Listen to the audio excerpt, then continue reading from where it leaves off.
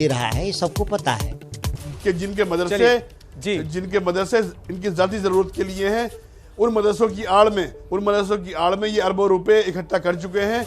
विदेश यात्राएं इनकी कहां हो रही हैं, सरकार को इन पे भी ध्यान देना चाहिए। पैसा कहां से ला रहे हैं, पूरी दुनिया में इनके सफर किन किन कंट्रीज के हैं, और ये सबसे ज्यादा जो परेशान हैं ये वही लोग हैं, वरना उत्तर प्रदेश के तमाम छोटे मदरसों ने। आप बने रहे हमारे साथ कासमी साहब, जल्द स्वागत है। चलिए तो उस बहस को आगे बढ़ाते हैं जो मदरसों में दी जा रही तालीम को लेकर चल रही है, जिस पर सियासत गरमा रही है।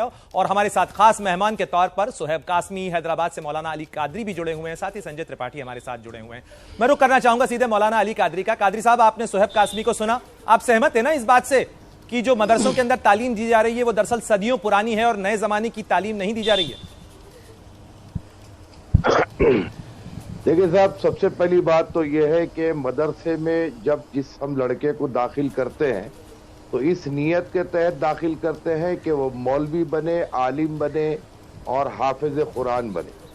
अब रहा सवाल कि मौजूदा दौर कॉम्पिटिटिव दौर है, तो यहाँ पर साथ साथ उसको दुनियावी तालीम भी देनी चाहिए।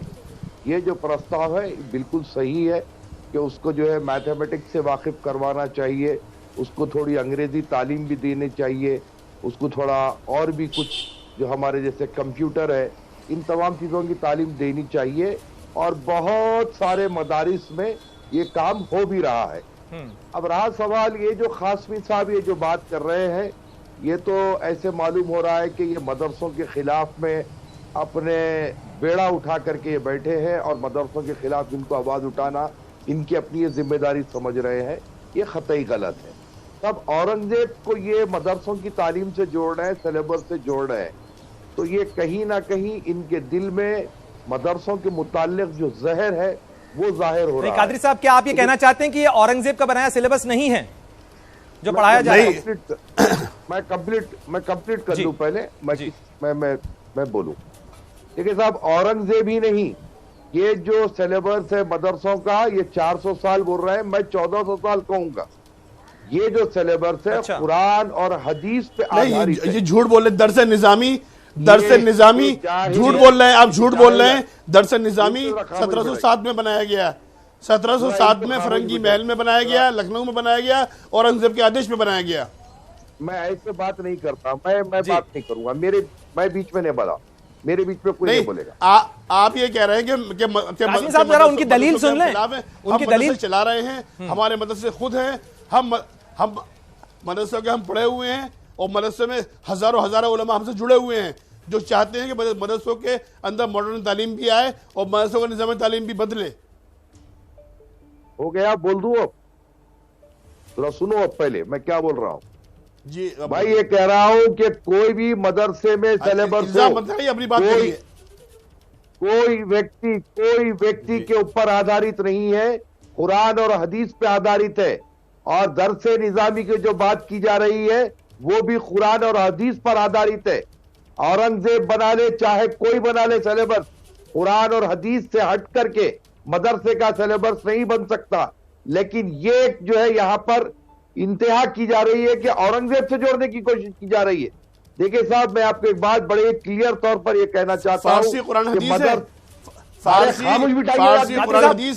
कासमी साहब एक मिनट ये बताइए, फारसी कासमी साहब एक मिनट रुकिए जरा। कादरी साहब, आप ये बता दें कि ये जो सिलेबस चल रहा है ये किसका बनाया हुआ है? क्या कोई स्टैंडर्डाइजेशन है, कोई अप्रूवल है ये जो पढ़ाया जा रहा है, या आप ये कह रहे हैं कि ये अलग अलग मदरसों में अपनी अपनी मनमर्जी से चलाया जा रहा है? आप थोड़ा स्थिति स्पष्ट कर दें। सुनिए साहब जी, इन्हीं मदारिस में सिर्फ और सिर्फ कुरान और हदीस पढ़ाई जाती है और इसके लिए किसी के अप्रूवल की जरूरत नहीं है। इसका अप्रूवल हमें संविधान देता है और संविधान की इजाजत के तहत ये मदरसे कायम किए गए हैं। जिस तरीके से यहाँ पर आश्रम है, जिस तरीके से और भी धर्म के जो तालीम के लिए यहाँ पर जो स्टडी सर्कल्स बनाए जाते हैं, उसी तरीके से दीनी मदरसा है। देखिए साहब, मैं ये कह रहा हूं कि दीनी मदारिस में इंप्रूवमेंट की जरूरत है। वहां पर जो बेंच नहीं है, वहां पर अगर जो है हम कंप्यूटर की तालीम अगर किसी मदरसे में नहीं दे तो वहां देनी चाहिए, अंग्रेजी से जो है तालीम देनी चाहिए, मैथमेटिक्स पढ़ाना चाहिए।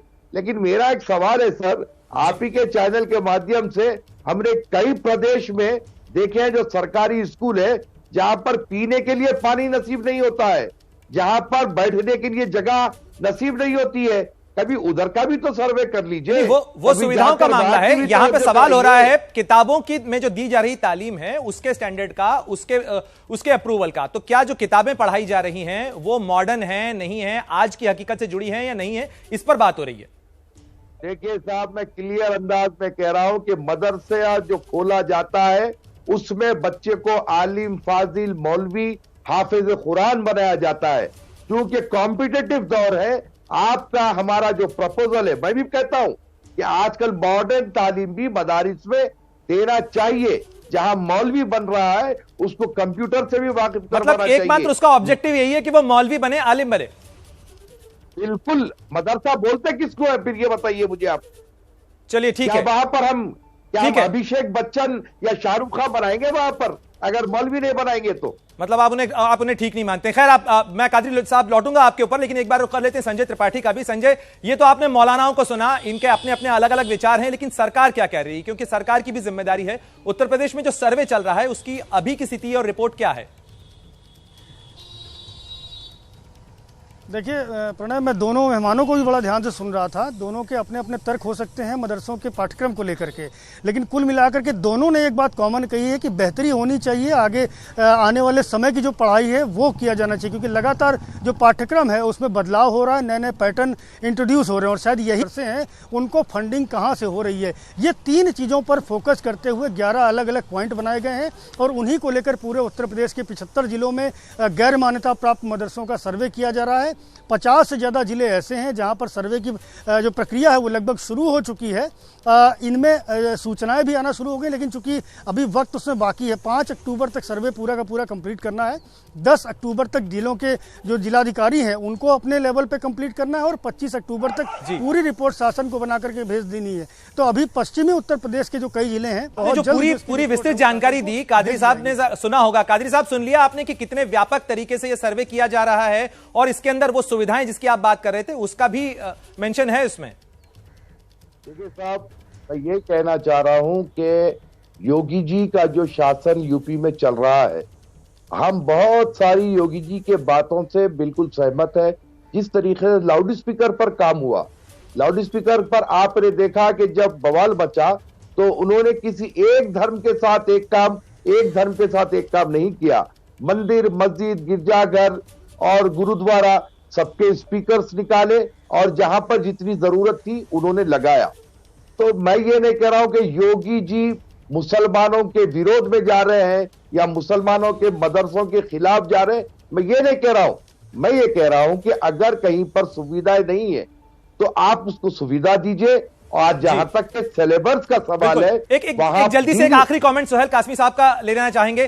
कासमी साहब, क्या आप लोग इसकी प्रक्रिया शुरू कर चुके हैं कि इसका वैकल्पिक जो सिलेबस है वो बच्चा मदरसे के पढ़ा हुआ बच्चा हाफिज आलिम के साथ साथ ग्रेजुएट भी हो? और शुक्रिया आप सभी का, जो है राष्ट्र निर्माण के अंदर आपका भी, कादरी साहब आपका भी, और संजय त्रिपाठी तमाम जानकारी को हमारे साथ साझा करने के लिए। तो निश्चित रूप से कोशिश जो है